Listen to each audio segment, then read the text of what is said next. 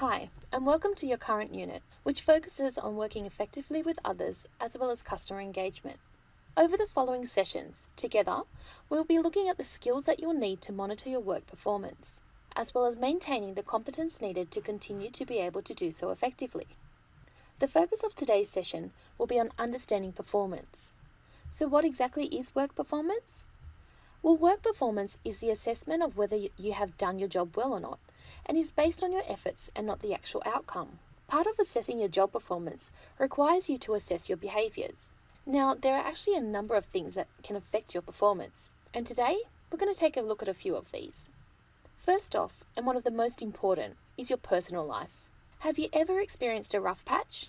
Be it family related, financial, or even relating to your health or that of a family member.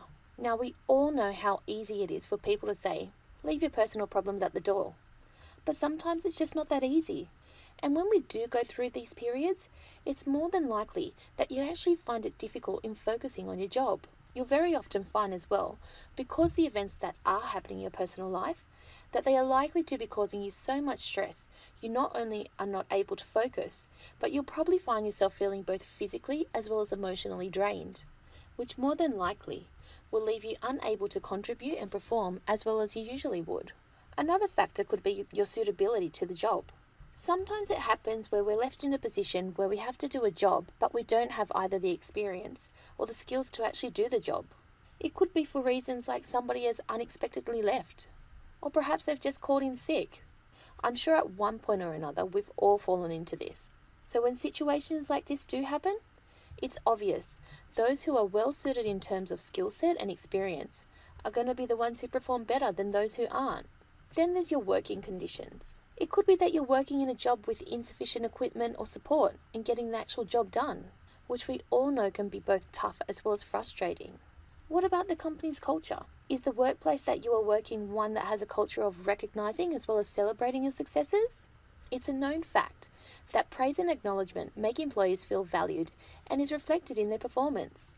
Then there's performance feedback. Without feedback, people have no directive on how well they are going or what they can actually focus and improve on.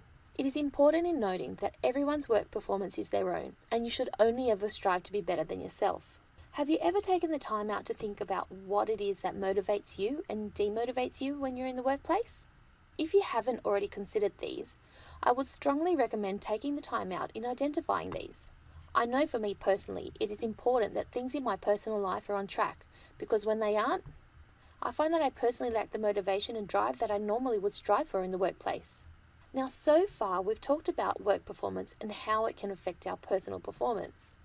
Let's now move on and take a moment to look at what actions as well as practices we could implement to help us improve our workplace outcomes. To start off, let's clarify what exactly are workplace outcomes.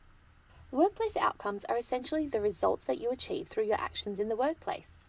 So for example, if you were to focus on increasing the chances of gaining a face-to-face job interview, you might do this by dedicating 2 hours a week to cold canvassing, and those who agree to meet with you would be the outcome of this. For those of you who have previously been in the workforce, you will be familiar with procedures that are put into place to help monitor these things. These could include things such as regular meetings, performance appraisals, development of personal development plans, business plans, strategic plans, and even project management procedures. These procedures are generally based on the following principles, being goal setting, delegating duties, monitoring, as well as reviewing.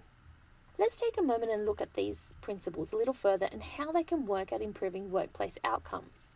Starting off is goal setting. Now, of all the steps, goal setting is one of the most important. Why, you may ask? Well, the reason for this is because when goals are set, they provide people with a clear direction as to what is expected from them. The way that this is done will vary, but could include creating a list of actions to be completed in a meeting. It could also be something like setting key performance indicators in a business plan. In terms of your job-seeking journey, your goal is finding suitable as well as sustainable employment. Without setting yourself goals, it's impossible in knowing what actions need to be taken and what needs to be achieved for there to be successes. The next principle is delegating duties. Now, as we've mentioned, it is important in knowing what needs to be done, and it's equally important in knowing who is responsible for this. So as part of improving workplace outcomes, employers need to know their role responsibilities, as well as others in the organisation. Now, as a job seeker, you have responsibilities, and when you're employed, your employer will have responsibilities as well. So for example, you have the responsibility in undertaking the tasks in your job role, but it is the responsibility of your employer in training as well as supporting you so you can actually get the job done effectively. The next principle is monitoring. Monitoring is important in that it allows work outcomes to be reviewed along the way. That way, if there are problems, these can be addressed. Not only does monitoring allow improvements and changes to be made, it can also serve as a motivational tool, as it helps make people accountable in having to show what action and progress they've actually made. Monitoring is usually done when there are projects or timelines that need to be followed. In terms of job seeking, you could break your journey down into smaller steps, from getting your resume together, preparing for your interview, be it clothing or doing your mock interviews, and then the lead up to the real thing. And the last principle is reviewing. When you review, you essentially look back at what you've done and assess, could anything have been changed, and what changes could be implemented for the future. Let's just say you were successful in getting a face-to-face interview. You would actually review if you did the best you could have. Was there anything that you could think of that you could have done better in terms of preparing for your interview questions? Or even getting there, did you find that you didn't plan your trip well enough and you were late? When we take the time to review what we've done, it allows us to not only learn from our experiences, but also improve for the future. Now that we've covered off on ways that we can improve on our work outcomes, we're going to take a look at performance management. Now, performance management is when your work outcomes and targets are assessed to help the business meet its overall objectives. Now, there are several key objectives that make up the performance management process. These include things such as regular feedback, setting clear expectations, identifying training and development needs, identifying and supporting employees in their career development and progression, open relationships between management and employees, and in some cases, it may be based on pay. So how exactly does performance management work? Today we're going to take a look at a model which was developed by John Drake in 1998. It's actually broken up into 3 stages: work planning, progress review, and summary appraisal. Starting off with work planning.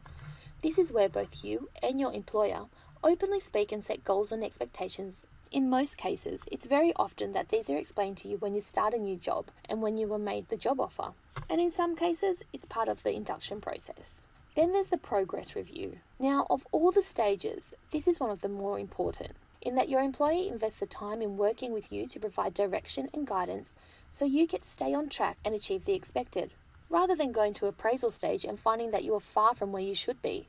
Now, you need to take note that it's not a formal process. It's more like coaching. It's those one-on-one conversations that you have when you're openly speaking about what you were struggling with, or where your employee offers suggestions on how you may be able to do tasks more efficiently. And last is the summary appraisal.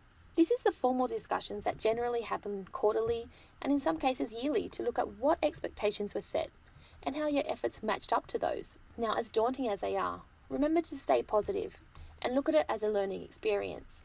Appraisals are put into place as a tool to help you get better, as well as an opportunity for your workplace to review and see what changes they could possibly implement to make things more effective. This concludes today's session. In the following session, we'll be doing a job analysis and what happens when you get the job. Thank you for listening.